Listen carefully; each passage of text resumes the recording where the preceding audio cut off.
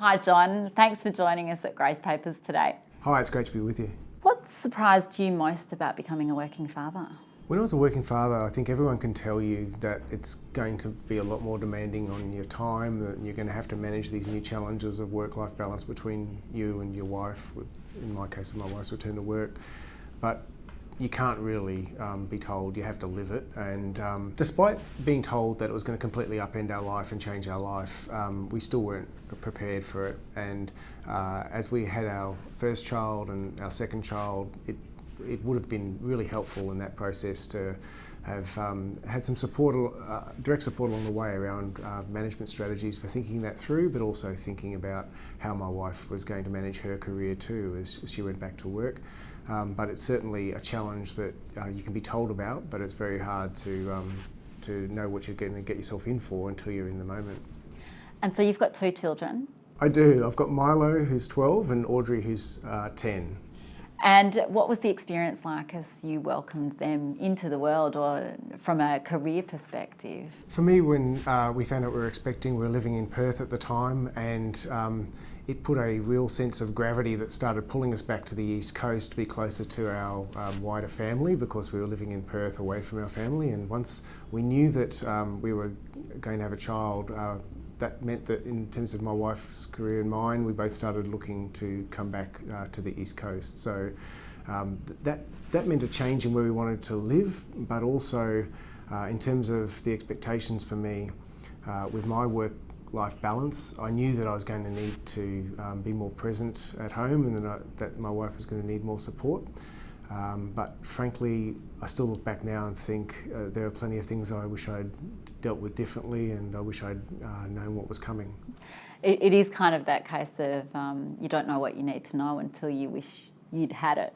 What would you like to have known, or what conversations would you have had differently? So with my wife and I, as she became pregnant and as we started to have our family, we didn't discuss up front what her future plans were going to be in terms of how long she would be at home with the children as I continued working, how I would manage my work so as to be there and provide more support, but also issues like what would this mean for our saving strategies and our future for superannuation.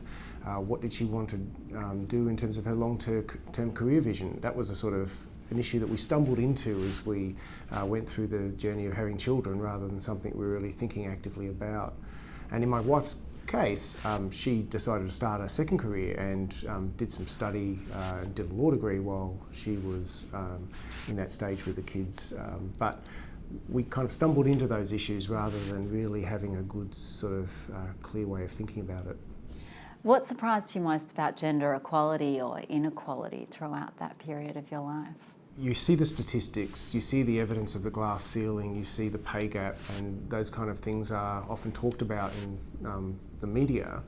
But when I was going through that stage of my life where we were making those real choices about how to manage that at home, I became a lot more aware of the fact that in some ways we haven't really changed too much in some of the simplistic assumptions we might make about who's going to do what.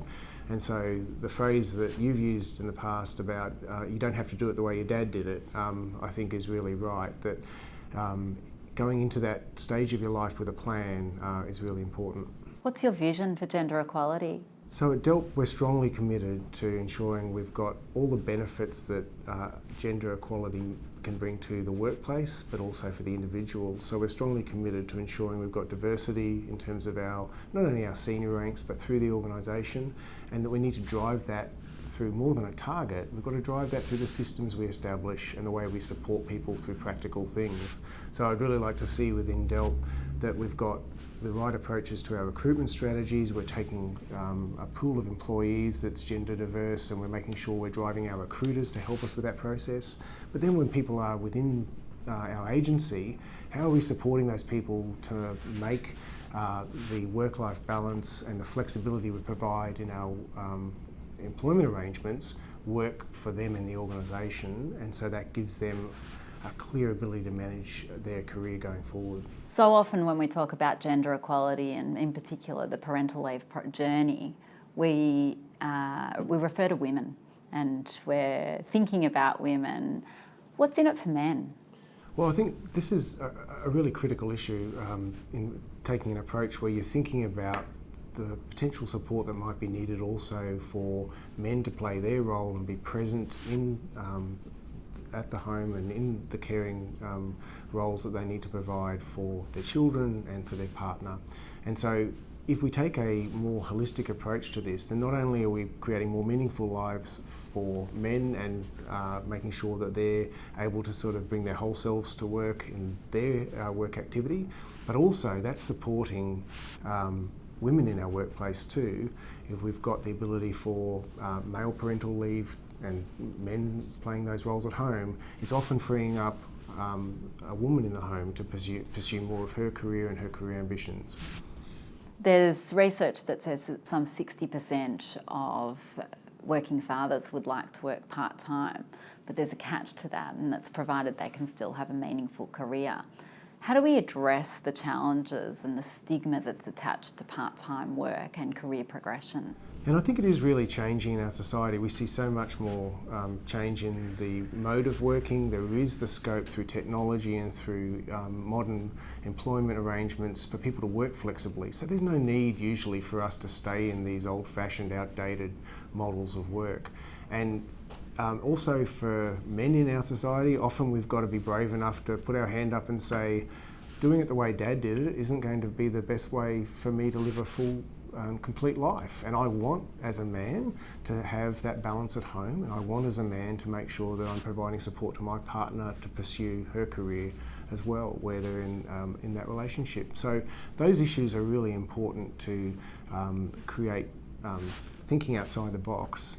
And I think it's possible. I think we're in a place in our society at the moment where all the technological opportunities and the modern ways of working can make that possible for individual employees. We know that pregnancy-related discrimination is still a real challenge from a societal perspective, and it's to some degree nobody's fault. What's your advice to women and men who are navigating this journey, particularly in the context of the conversations they need to have with their managers? The biggest source of advice I'd say is to go into that stage of your life with a plan. Go into that stage of your life expecting that you're going to be bold and you're going to speak up if you sense that kind of discrimination occurring, and you're going to call it out and give the organisation an opportunity to step up to the mark and support you when you do that.